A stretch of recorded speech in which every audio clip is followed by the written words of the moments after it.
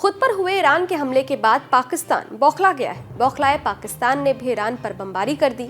Iran और पाकिस्तान के एक दूसरे पर हमलों से न सिर्फ दोनों देशों के बीच तनाव बढ़ा है, बल्कि पूरे दक्षिण एशियाई क्षेत्र में गहमागहमी बढ़ गई है। ईरान ने हमला क्यों किया और इस पर पाकिस्तान के काउंटर अटैक का क्या मतलब है, ये जानने की कोशिश करेंगे। लेकिन इससे पहले जानेंगे कि दुनिया के देशों का इस पर क्या कहना है। नमस्कार, मैं हूं अदिति शाह और आप देख रहे हैं न्यूज नेशन डिजिटल। सबसे पहले बात करते हैं भारत की। ईरान की ओर से पाकिस्तान पर मंगलवार को हुए हमले को भारत की ओर से प्रतिक्रिया दी गई।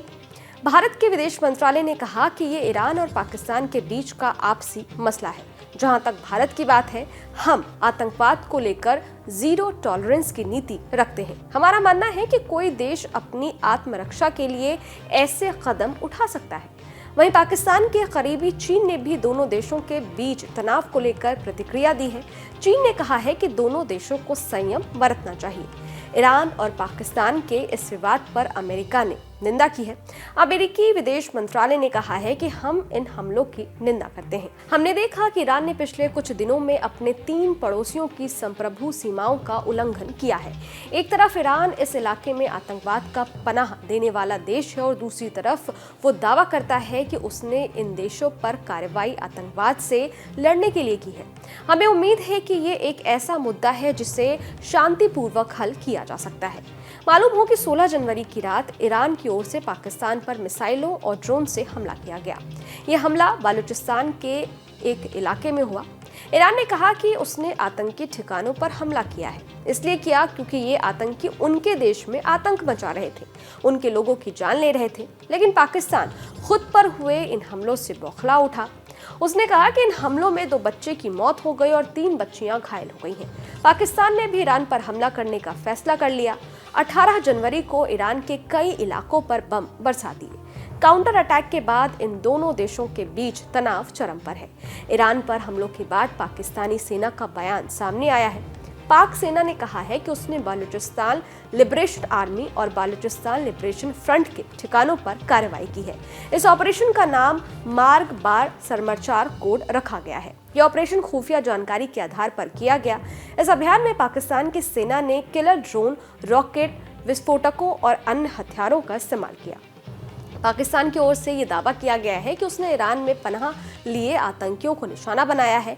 साथ ही ये भी ख्याल रखा गया है कि आम लोगों को जान माल का कोई नुकसान ना हो। जिन ठिकानों को निशाना बनाया गया है वहां कई कुख्यात आतंकी रह रहे थे। पाकिस्तान की सेना ने जो बयान दिया है उसमें कहा गया है कि पाकिस्तानी सशस्त्र बल आतंकवादी गतिविधियों के खिलाफ पाकिस्तानी नागरिकों की सुरक्षा के लिए हमेशा तैयार रहती है।